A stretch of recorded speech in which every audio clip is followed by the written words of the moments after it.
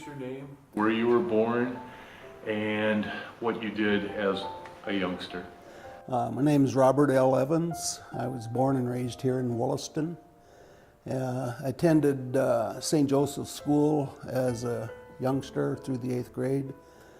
Entered high school, played some football in high school, wrestled in high school.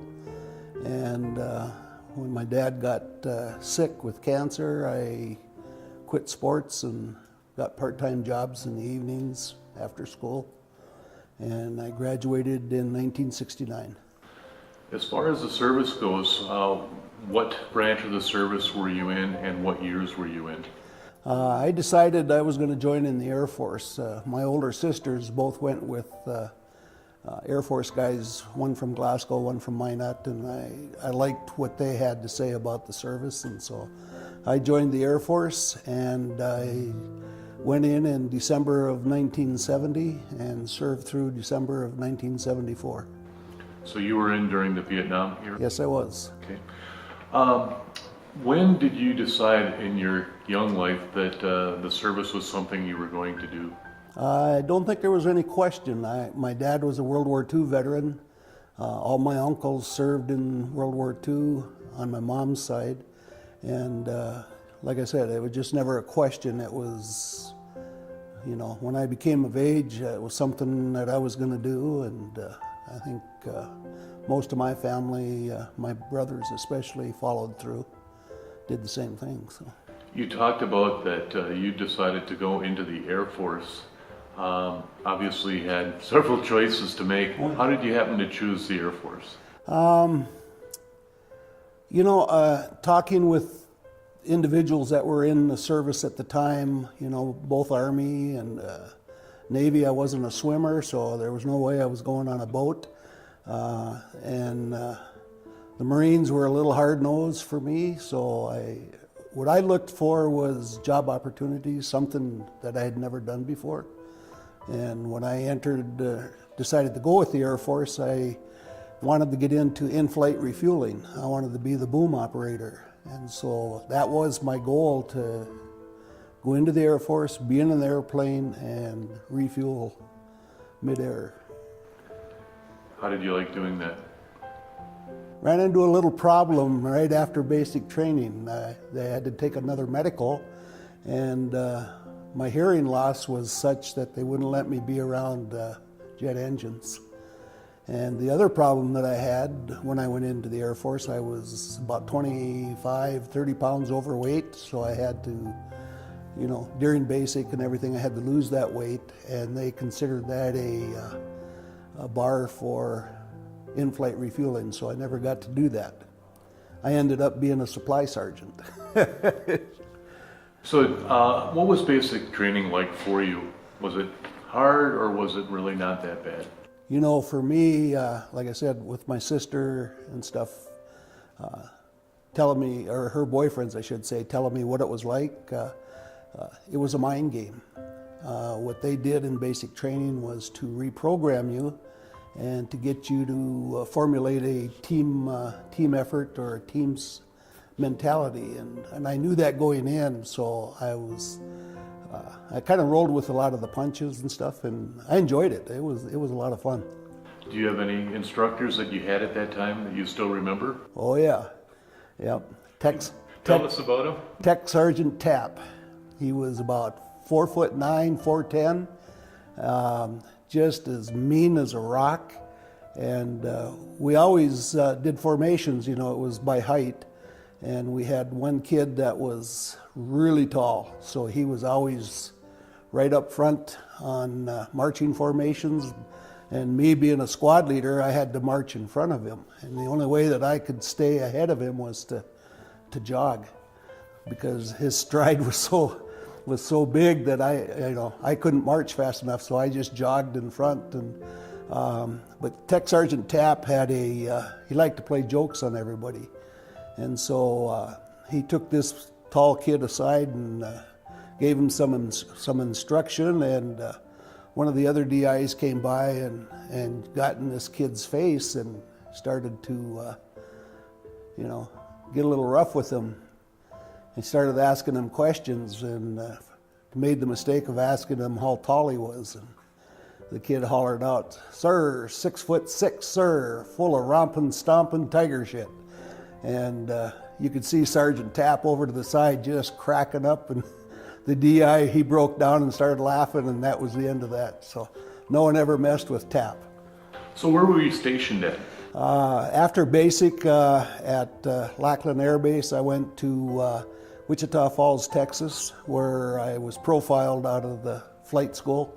And then I was given choices from there to permanent party bases. And so I chose Duluth, Minnesota. They had an air base there, fighter squadron. And so I served in Duluth, and once I arrived there, I immediately put in for other bases because I didn't want to sit in Minnesota. But that's where I ended up. Okay. So even though you were in the Vietnam era, you did not have to go to Vietnam? I didn't, no. Okay. Which probably made you feel okay, or? Well, no, not really. You know, my train of thought was, and it got stronger as I progressed during my 4 years in. A lot of my guys that came into my supply section, you know, some had come from Vietnam, some came from Thailand and stuff, you know, and they talked about, you know, working over there, and it was do your job and everything was fine, you know, and they got to do things that most guys would never have gotten to do. You know, they would go on supply runs on helicopters and such. You know, I was 4 years in the Air Force, and the only time I ever flew was on a commercial airliner, so I never even got to ride in a helicopter. What's your most vivid memory of the time that you were in the service? You know, the friendships that I gained, I still have a number of them that I keep in touch with every once in a while. The strongest thing that I had, you know, emotionally, or I'd say emotionally, was I served on funeral details with the air base, and I did a couple of KIA individuals that had come back from Vietnam that were killed, and provided military honors for them. And very, very grounding, profound, you know, made you look at your life a little differently. Do you remember the very last day of your service? I do. 6 months before, I had sent my wife home to Williston here so she could get a teaching job. And I lived on base then, you know, out of our apartment, and moved back to the base. And the last day there, I had loaded my station wagon up and drove off the base, and just a big smile. You know, I mean, it was just drive away, don't look back, and it's a pretty good feeling. I missed it. In some instances, I wish I could have stayed longer, but that's what we did. So, what did you do after the service, and how did your time in the service affect what you did after?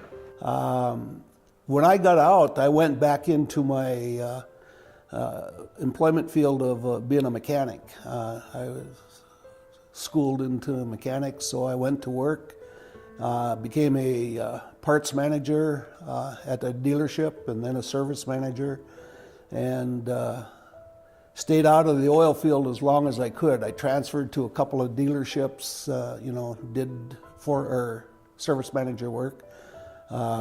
It just got to the point financially that the person had to go into the oil field to make a living up here. So I did. I entered the oil field, and I did the same thing there. I ran parts departments, computerized their systems, you know, and upgraded. And that was in the first oil boom, and when it busted big.